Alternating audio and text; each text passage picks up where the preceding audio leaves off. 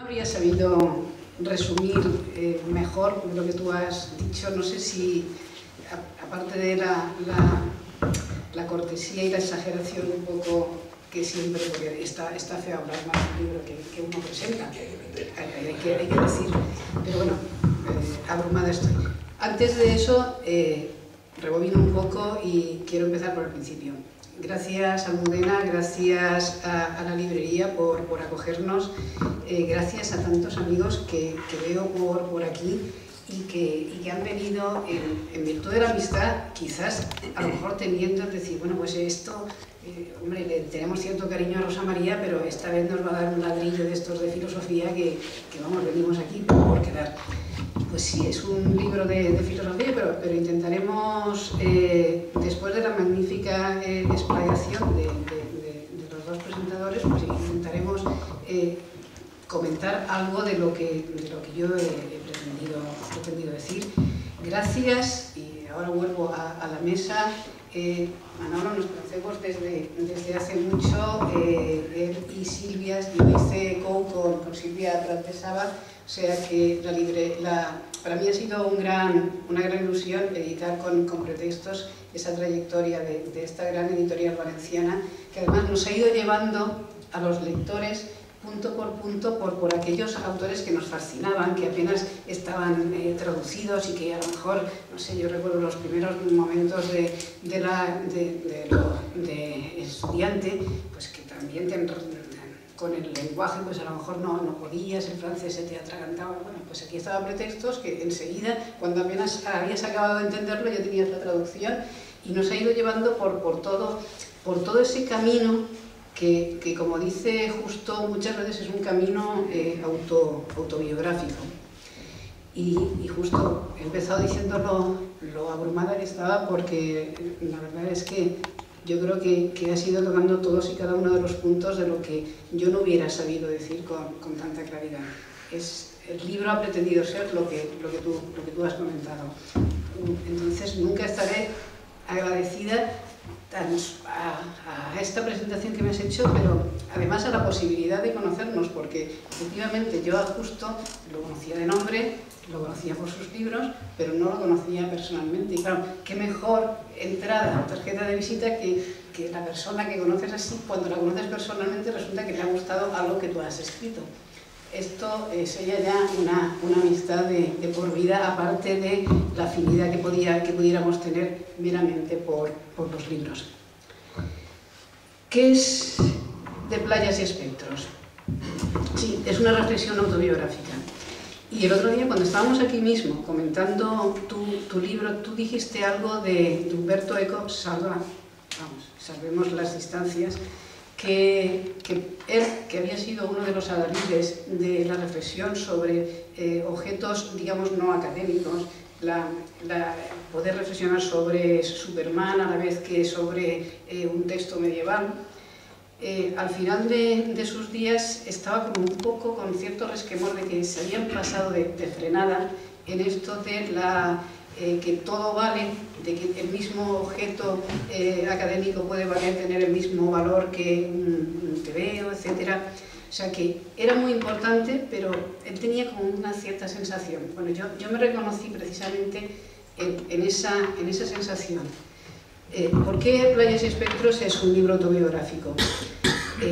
Efectivamente recoge reflexiones de por lo menos 10 años hasta aquí. Y es que yo no acababa de darle forma a un cierto malestar. Y es que volvía a autores que habían conformado, no mayor de 68, porque yo mayor de 68 era muy niña, pero sí lo que nos llegó de Mayo, que después ha conformado también todo un panorama de lecturas, y cuando volvía hacia ellos me daba cuenta de que quizás las lecturas predominantes que de ellos se han hecho también se han pasado de frenada, que quizás no era exactamente eso lo que se pretendía. Por ejemplo, y estamos hablando de pensadores clave como los que hemos citado, Foucault, Deleuze, Baudrillard, etc. Todos hay un esfuerzo a partir de los años 60 de deconstruir la modernidad, desde construir el sistema, de apostar por lo heterogéneo, por lo múltiple, por lo plural. Y por otro lado, el hacer una autocrítica de la modernidad en un sentido que era muy necesario, autocrítica del imperialismo cultural, autocrítica de esa visión de lo moderno, de lo europeo como el único criterio válido frente a lo cual lo otro puede ser mirado un poco de soslayo. Efectivamente, era muy necesario, estoy hablando de los años 70, podemos irnos mucho más atrás evidentemente, pero era muy necesario hacer esa reflexión. Pero cuando ahora me acerco a ella, veo que esa misma reflexión, llevada hasta ciertos niveles, no nos ha aportado esa utopía que buscábamos, esa utopía de la razón que buscábamos. Y intentaré aclararlo, dice justo que intento decir las cosas claramente, pues a eso voy. Era importante fundar una especie de constructivismo, ver que las cosas se construyen. Y era importante hacer una autocrítica. Pero, por ejemplo, y pienso en Jean Deleuze, cuando él habla de lo nómada, habla de la diseminación, de realidad también, cuando se habla de esa crítica al logocentrismo, y de que lo plural va a darnos esa libertad. Cuando han pasado 30 años de aquello, uno se da cuenta de que ese mismo modelo de diseminación no ha estado adaptado, digamos, a procesos de liberación, sino que ha sido precisamente el capitalismo financiero el que más se ha adaptado a esa diseminación. Entonces, mi asombro era que, bueno, si lo que pretendíamos que fuera la liberación frente al sistema, frente a lo uno, frente al logos, que sería lo plural, lo múltiple, la fragmentación de los conceptos, la fragmentación del sujeto, la fragmentación del Estado, la fragmentación del derecho, por ejemplo. Eso, que era nuestra esperanza, resulta que es que nos han ganado la partida, porque cuando hablamos de neoliberalismo, ese es el modelo neoliberal a partir del cual se nos vende una fragmentación y un sujeto como mero consumo y un espejismo de libertad. Entonces, esa era una de las primeras asombros. Entonces, ¿qué hubieran pensado Foucault, qué hubieran pensado Deleuze, qué hubieran pensado ellos si hubieran vivido ahora? Es cierta esa visión un poco de izquierdismo infantil, por citar a Lenin, que se nos trae de esos filósofos a través de la lectura de los Estados Unidos, es cierto. Y yo quería volver a algunas reflexiones últimas, y es reivindicar, decir, bueno, podemos coger a esos autores sin necesidad de tenerlos como una especie de caricatura. Si nosotros pensamos, por ejemplo, en Michel Foucault, cuando él está hablando de que es necesario, non nisi singulatim, reivindicar la ilustración, vemos que esa reivindicación de la ilustración, de pensar el presente, tiene muy poco que ver con la imagen de un Michel Foucault que fragmenta la persona, el sujeto ya no existe, el hombre no existe, todo es una sociedad disciplinaria. Luego, ahí hay una línea.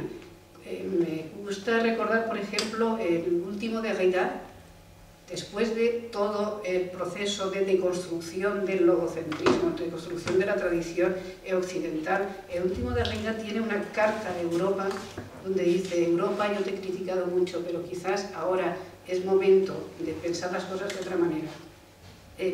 Pues bien, esa línea es la que yo quería decir, porque si lo que tomábamos como liberación lo ha asumido, por así decir, no el enemigo, pero aquel que no nos quiere como seres emancipados, habrá que replanteárselo. Por otro lado, otro de los elementos que sí que eran profundos en esta crítica era la revisión de los supuestos de la modernidad. En la revisión de los supuestos de la modernidad es pensar que quizás dentro de la visión posmoderna hay una vía efectiva. O sea, no podemos ser tan ingenuos como pensar que los valores de la Ilustración están ahí y son inamovibles. Ha pasado mucho tiempo, sabemos que no son inamovibles, no podemos ser tan ingenuos. Pero ahora bien, esa autocrítica que estos autores, que parte del siglo ha hecho frente al imperialismo cultural, frente a la idea de verdad, frente a los valores universales, esa autocrítica, y a mí esto me parece muy importante resaltar, era una autocrítica que la razón posibilitaba desde dentro de ella misma. Precisamente porque dentro de la cultura, digamos, ilustrada, o de la cultura europea, la razón puede criticarse a sí misma y puede intentar corregir sus propios errores. Luego, ese era el contexto. Cuando estos autores u otros autores están haciendo una crítica de la tradición occidental, lo están haciendo no para decir que la tradición occidental es algo que debemos tirar, que no nos sirve, sino que es algo que tenemos que revisitar y reformular. Por lo tanto, lo que no están dando es una coartada a que un fanático, un premoderno, un frívolo diga que eso no vale. Y eso me parece muy, muy importante. ¿Y qué pasa entonces con esos conceptos? Claro, y ahí son algunos de los temas que se desarrollan en el libro. Está muy de moda decir que el Estado-Nación no, que el sujeto no, que la mujer no, tampoco, que la identidad de cualquier tipo no, que en las bases de lo que hemos entendido por derecho o por democracia tradicional, democracia representativa, tampoco. Y a mí me parece que esa es una forma de malentender lo que se ha ido pensando a lo largo de los últimos tiempos. Y claro, me podéis decir, bueno, pero la gente normal no lee filosofía, no está leyendo esto. Sí, pero es que quizás los filósofos lo que captan también es un poco el ambiente que hay y lo transforman también en ideas. No hace falta leer a un filósofo para a lo mejor estar diciendo lo mismo en otro nivel. Bien, ¿qué hacemos pues con esa autocrítica de la modernidad? Yo creo que esa autocrítica de la modernidad nos ha llevado a un sentimiento que es muy peligroso, y es el sentimiento, lo comentabas tú, el sentimiento de culpa. Europa es culpable. Europa, o sea, hay un momento en que esa autocrítica era necesaria, evidentemente, para ver y mostrar las barbaridades del colonialismo, las barbaridades de la negación del otro, etc. Pero pasado determinado momento, no podemos estar basando toda nuestra autoestima en un sentimiento de culpabilidad. Y creo que eso es políticamente incorrecto, pero creo que es muy necesario. ¿Y por qué sería necesario? Porque si no estamos vendiendo lo que simplemente era una autocrítica de la propia razón y estamos tirando al niño con el balde de agua sucia. No, oiga, lo que pretendíamos era reformar las cosas. Y es importante porque hay una serie de conceptos, los he dicho ya, el de sujeto, el de Estado, el de democracia, el de nación, que últimamente está muy de moda decir que no nos sirven. Bien, esa deconstrucción del sujeto, a mí me gustaría que reflexionáramos si efectivamente nos ha traído una mayor liberación o simplemente, como decía antes, resulta que ha sido asumida por la propia estrategia del mercado y no por la libertad y de emancipación que nosotros pretendíamos. Frente a ello, el final de un poco el libro se enfrenta a diversos problemas espinosos, que si leen el libro o si leéis el libro ya, o sea, el problema existe una identidad cultural europea. ¿Qué relación tiene eso con la cultura? ¿Cuáles son los valores que debemos seguir defendiendo? ¿A qué nos estamos refiriendo en este aspecto? ¿Cómo se entremezcla esto con las políticas, con la nueva situación geoestratégica? Ahí hay temas espinosos como las migraciones, como la guerra de Siria, como montones de como el imperativo de cierto multiculturalismo que en última instancia está traicionando a los propios elementos que pretendía defender. No quiero avanzar mucho más los temas, pero sí que apuntar otro de los elementos, y es que dentro de esa autocrítica del sujeto y de la fragmentación, hablamos de espectros. Ha pasado el momento en que se pensaba la realidad según el esquema ilustrado del pacto de diversos individuos. Eso actualmente parece totalmente reaccionario. Luego, estamos viendo por todos los frentes que ha pasado ese momento y que de alguna manera estamos en diversas corrientes comunitaristas. Bueno, no quiero hacer un juicio de valor, no todos los comunitarismos indudablemente son iguales, pero todos tienen una aportación, por así decir, y es que la comunidad es más importante que el individuo, o preexiste al individuo. Creo que es importante reflexionar sobre cuáles son los comunitarismos que nos están rodeando, porque sobre todo están debilitando la noción de sujeto, la noción de pacto, la noción de esa estructura ilustrada de democracia representativa y tal, que hay que reformar, pero que no hay que tirar a la basura. Comunitarismo,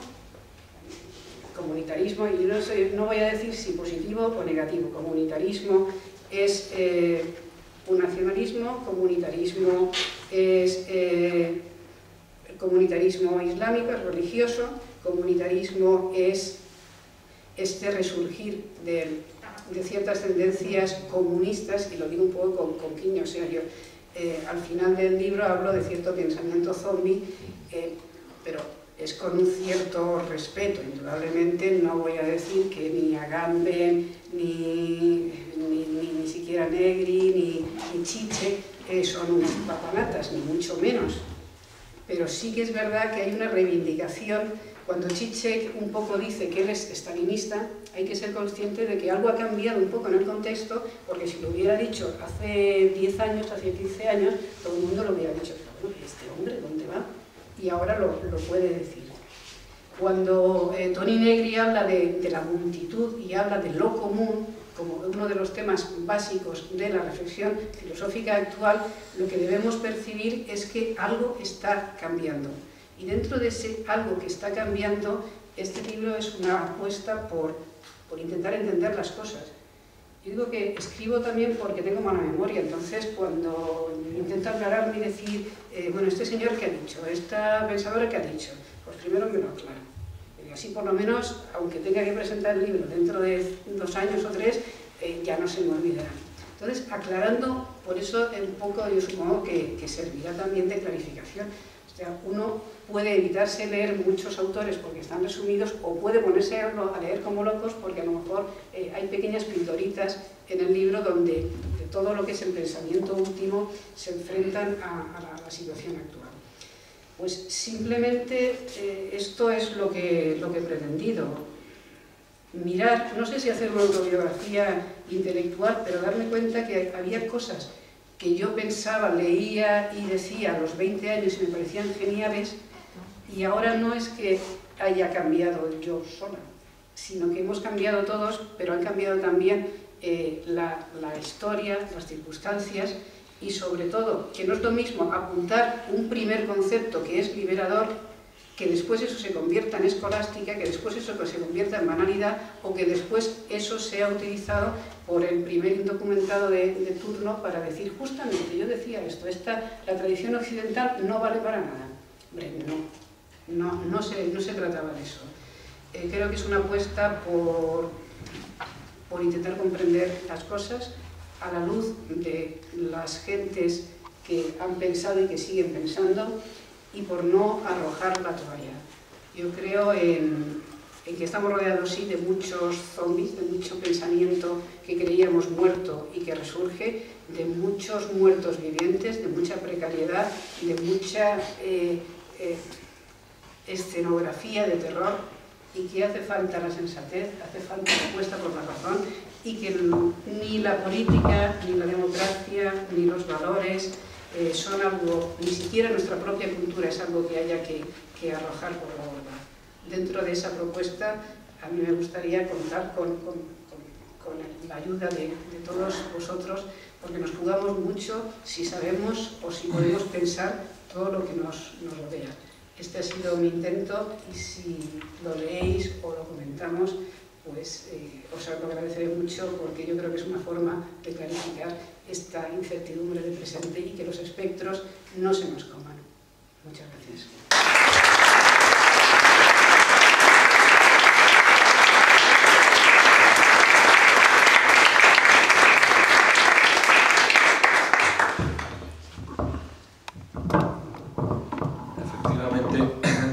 No todo es tan, como decía Rosa hace un momento, no todo es tan actual como pensamos que tiene que ser. Yo antes de venir he visto por enésima vez en televisión una película de King Vidor, que se llama El Manantial, en la que el protagonista, Gary Cooper, ante un tribunal toma la palabra, cosa muy importante no solo en el mundo americano, sino que creo que en todo el occidente, toma la palabra y contrapone su individualidad como creador a la colectividad del empresario que pretende hacer de la obra arquitectónica algo muy colectivo. O sea, creo que ahí se plantea desde un punto de vista muy honesto, porque al final el empresario acaba pegándose un tiro, cosa que es de agradecer, pero estamos ya en una situación en la que eso ha cambiado de una manera muy radical, y es decir, estamos ante una lucha entre ética y estética que no se acaba de entender, porque es verdad que todo se ha convertido ya en un parque temático, el empresario está de parte del parque temático y el creador brilla por su ausencia. Desde ese punto de vista yo creo que es de donde Rosa entiende el tema del individuo, del sujeto, como persona que es capaz de proporcionarnos otras posibilidades de vida, de convivencia, de habitabilidad, etc., frente a la imagen esa del espectáculo y del dinero fácil, etc. Que creo que es en parte algo de lo que se trata en el libro, ¿no? Y otras muchas cosas como, bueno, yo creo que hoy en día es importante también que en la mesa esté sentado un historiador, porque no sé si estaréis de acuerdo conmigo, pero creo que la sociedad que vivimos está tratando de borrar la historia o de falsearla, y de ahí que sea muy importante que la figura del historiador esté presente en los análisis que hagamos de nuestra coyuntura, ¿no? Cosa que Rosa creo que también hace a lo largo de todo su libro. Bueno, y luego trata temas pues, muy variados, como los que has dicho, y más actuales, desde el tema de Oriente-Occidente, etcétera, etcétera, que yo he marcado unos hitos a lo largo de la historia que creo que son los que marcan de alguna manera nuestra contemporaneidad, y que creo que todo empezó con la guerra de los 6 días, desde ese punto de vista. Bueno, a mí lo que me gustaría es que si alguno de vosotros quiere intervenir y llevar el debate más adelante, pues hacerlo. Quisiera intervenir porque me ha parecido tremendamente sugerente, interesante, quizá porque me he sentido muy identificada con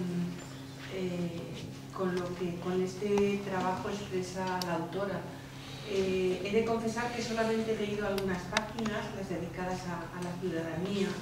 No he podido todavía leerlo completo, pero a partir de lo que aquí se ha expuesto y sobre todo a partir de su propia intervención, y en parte también de lo que el editor ha planteado al principio, aludiendo a cómo la autora intenta analizar el mundo partiendo de 3 preceptos, es decir, la lucha contra los prejuicios o sin prejuicios, con sentido común y haciendo uso de la razón, a través de la razón. Entonces yo solo con esos elementos y después de oírla, creo que estamos ante un pensamiento que sigue, en el caso de la autora, siendo claramente ilustrado o reivindicador de aquello que supuso la Ilustración, pero que es capaz a su vez también de asumir la crítica, como ella ha dicho, que en un determinado momento y en un determinado contexto de la historia europea se hace de esa propia Ilustración y de los valores de la Ilustración. Por tanto, yo creo que está tratando un problema que sigue siendo, en su conjunto, tremendamente actual. Cuando plantea ahora, al final, toda la cuestión del comunitarismo, de la fragmentación del sujeto, esto nos lleva a un problema que es no solo filosófico, es decir, es de lo universal y lo particular, el interés general o el interés individual, particular, del sujeto, de los individuos. Entonces es un problema que yo creo que atraviesa toda la modernidad y que efectivamente, si lo planteamos mal en estos momentos o no lo sabemos abordar, puede llevar a situaciones realmente, digamos, peligrosas. Y ya no solo por lo que ella muy bien ha planteado, que tiene que ver con los poderes financieros, ¿no? que planean por encima de cualquier, sino porque creo que, y eso ya, digamos que incluso podríamos remontarnos a los inicios del siglo XIX, esa incapacidad de poder llegar a hacer convivir aquellos valores de la Ilustración y de la propia crítica que se hizo a esos valores, puede llevar a, bueno, pues, el desarrollo de actitudes, de comportamientos, de ideologías, de propuestas políticas que realmente acaben con lo que yo creo, porque sigo defendiendo buena parte de los valores de esa Ilustración, que nos pueden llegar a hacer apuestas por un tipo de sociedad que creo que no nos gustaría. Y eso tiene mucho que ver con la cuestión del comunitarismo, con la anulación del individuo, del sujeto y de los valores que ello representa, incluida la propia democracia. Y me recuerda mucho porque yo soy historiadora, no soy filósofa, y tampoco es que haya sido una estudiosa de la Ilustración y de los valores de la Ilustración, pero me he acercado a ella precisamente a través de la primera crítica que se hizo a la Ilustración, que fue la que hicieron los reaccionarios a comienzos del siglo XIX.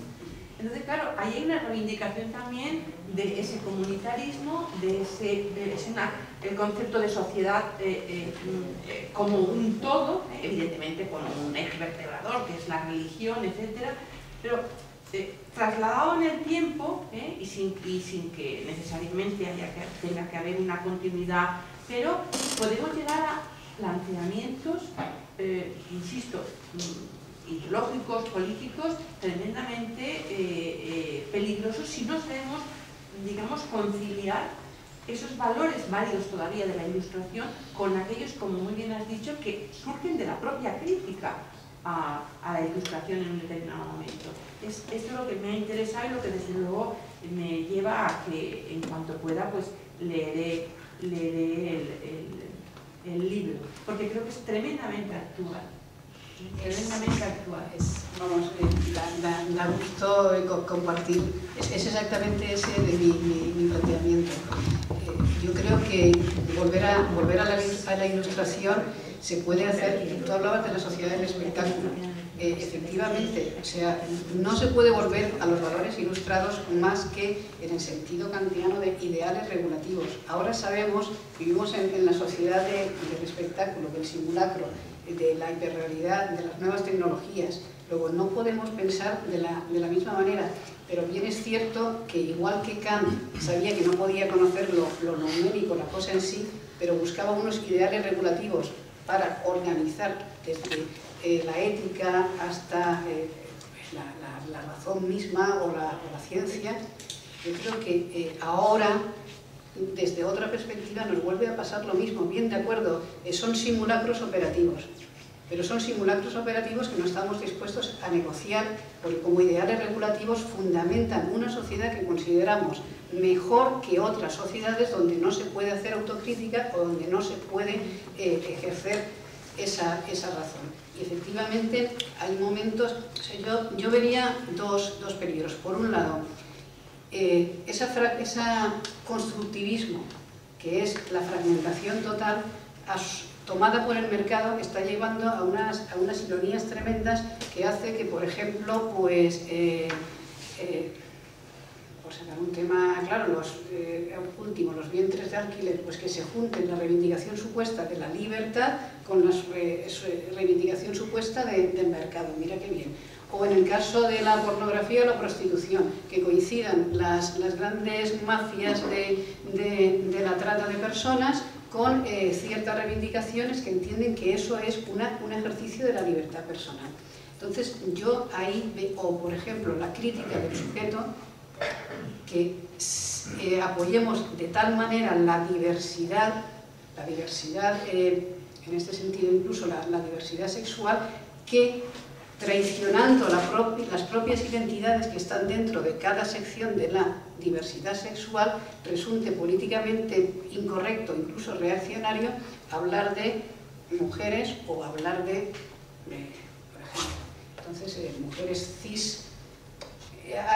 ¿Qué estoy queriendo decir con todos estos ejemplos? Que hay como un exceso de fragmentación que está muy bien llevada por el mercado, que nos hace concebir la libertad simplemente como la libertad de elección. Usted puede ser cualquier cosa, entonces si puede ser cualquier cosa, usted puede transformarse en lo que desee, porque siempre habrá una oferta para comprar su determinada identidad. Frente a esto, efectivamente, un pensamiento consciente debe reivindicar los núcleos de la comunitarios, es decir, bueno, ¿dónde estamos llegando? Es lógico que se reivindique cierta comunidad cercana frente a esa fragmentación del sujeto.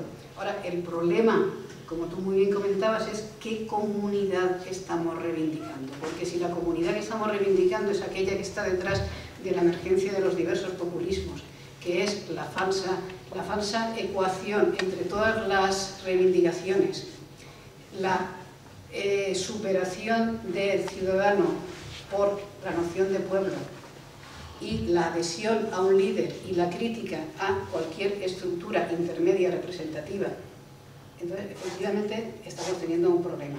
Si lo que se está reivindicando con comunitarismo es decir que la Declaración de los Derechos Humanos es una cosa meramente humana y frente a ello hay otras declaraciones basadas en la religión que son más excelsas y por tanto están por encima, aunque tengan pequeños detalles como que no reconozcan la igualdad entre hombres y mujeres y esto, también tenemos un problema.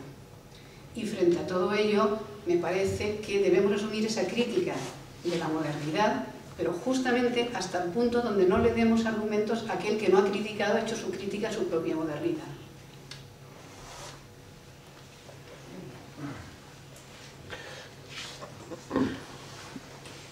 Sí, en el mundo moderno uno puede ser lo que quiera, pero uno solo. O sea, nunca en comunidad.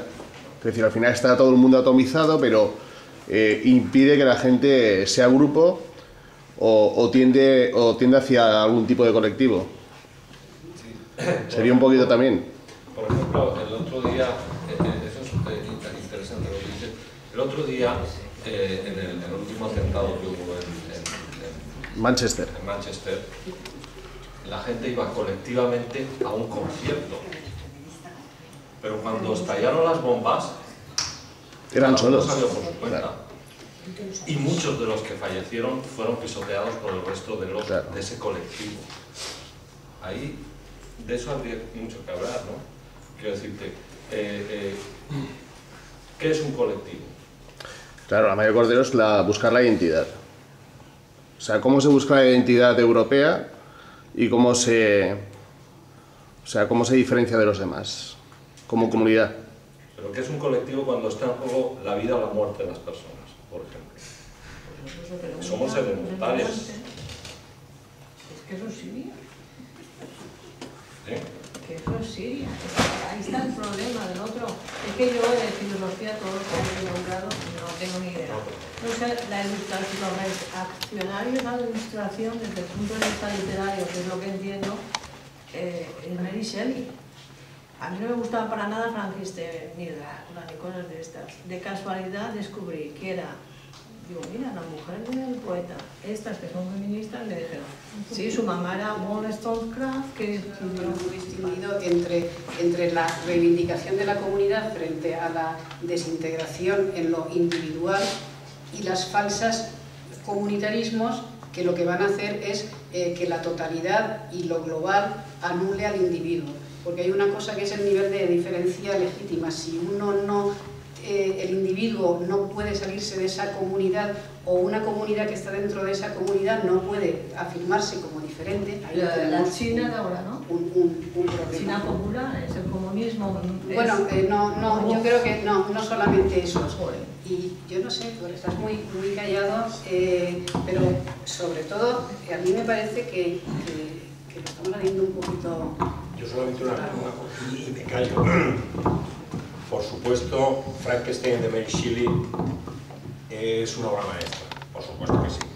Y si no se ha leído, es altamente recomendable leerlo, releerlo, volver sobre ella, entre otras cosas porque el monstruo habla en la novela. Lo tiene. Habla. Pero eso no me haría a mí rechazar el Frankenstein de James Whale de 1931. Quieren que lo quieran. Donde no habla. Incluso, bueno, representan dos cosas distintas. Es una adaptación cinematográfica, bien, no lleva a la pantalla toda la novela, pero no hay que olvidar una cosa, y es que esa novela efectivamente contiene buena parte de las cuestiones centrales de la ilustración, del movimiento romántico, de la razón, de la moral, que siguen siendo plenamente actuales. Pues eso mismo. No se debe abusar de la amabilidad de los amigos que han decidido venir. Entonces, yo quiero daros las gracias y además de todo corazón de haberme acompañado, gracias Manolo, gracias Justo, gracias a todos. Así así es un placer escribir. Así que la próxima vez lo haré simplemente por la ocasión de teneros a todos reunidos. Muchas gracias.